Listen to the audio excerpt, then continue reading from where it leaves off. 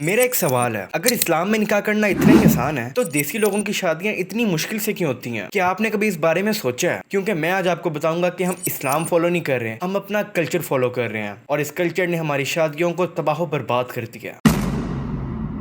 اسلام نے مہر فرض کیا۔ اللہ تعالیٰ نے خود اس کے بارے میں قرآن میں فرمایا کہ عورتوں کو ان کا مہر دو، یہ مرد کا فرض ہے اور عورت کا حق ہے۔ لیکن دیسی کلچر میں کیا ہوتا ہے؟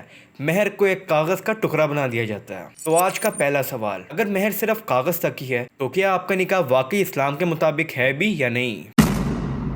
اب بات کرتے ہیں اس چیز کی جو ہر دیسی گھرانے میں پائی جاتی ہے، اور وہ ہے جہیز۔ لڑکی کے باپ کی قرض لے لے کے کمر ٹوٹ جاتی ہے، اور ہم کیا کہتے ہیں؟ ہمارے ہاں تو ہمیشہ سے ایسا ہی ہوتا آ رہا ہے۔ لیکن سنو، ہمارے نبی صلی اللہ علیہ وآلہ وسلم نے فرمایا سب سے برکت والی شادی وہ ہے جس میں سب سے کم خرچہ ہوئے، سب سے کم خرچہ۔ تو آج کا دوسرا سوال، اگر ہمارے نبی نے کم خرچے کی بات کی تو ہم لاکھوں روپے کا جہیز کیوں مانگ رہے ہیں؟ ایک اچھا مسلمان لڑکا آتا ہے، دیندار ہے، اچھا کماتا ہے، اس کے اچھے آداب ہیں، اور ایک دم وہ ریجیکٹ ہو جاتا ہے۔ کیوں؟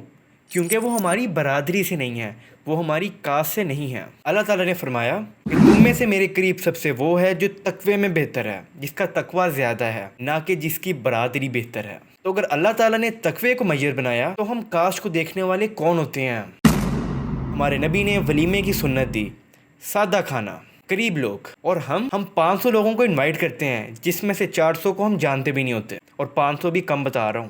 قرض لے لے کے ہال بک کرواتے ہیں اور پھر کہتے ہیں کہ ہماری عزت کا سوال ہے۔ تو ایک اور سوال، کیا ہم ولیمہ کر رہے ہیں یا عزت کا ڈرامہ کر رہے ہیں؟ یہ سب سے اہم بات ہے اور اس کو میں اگنور نہیں کر سکتا۔ اسلام نے عورت اور مردوں کو نکاح میں پوری چھوٹ دی ہے، لیکن دیسی کلچر میں لڑکی کی مرضی پوچھنا گستاخی سمجھا جاتا ہے، اس کی خاموشی کو ہاں مان لیا جاتا ہے۔ تو ایک اور سوال، اگر ہمارے نبی نے اجازت فرض کی تو ہم کون ہوتے ہیں اس کی خاموشی مانگنے والے؟ تو کیا آپ کو اب سمجھ آئی کہ ہمارے ہاں شادیاں کیوں فیل ہو رہی ہیں؟ کیونکہ ہم نے اسلام کو کلچر کے اندر دفن کر دیا۔ اگر میری اس ویڈیو نے آپ کو کچھ سوچنے پہ مجبور کر دیا تو ایک کام کرو، اس کو اپنے گھر والوں کے ساتھ شیئر کرو، کیونکہ یہ کنورسیشن ہمارے گھروں میں ہونی چاہیے، نہیں تو یہ کلچر اگلے جنریشن کی بھی شادیاں تباہ و برباد کر دے گا، اور ہم پھر کہتے رہ جائیں گے ہمارے ہاں تو ہمیشہ سے ایسے ہی ہوتا آ رہا ہے۔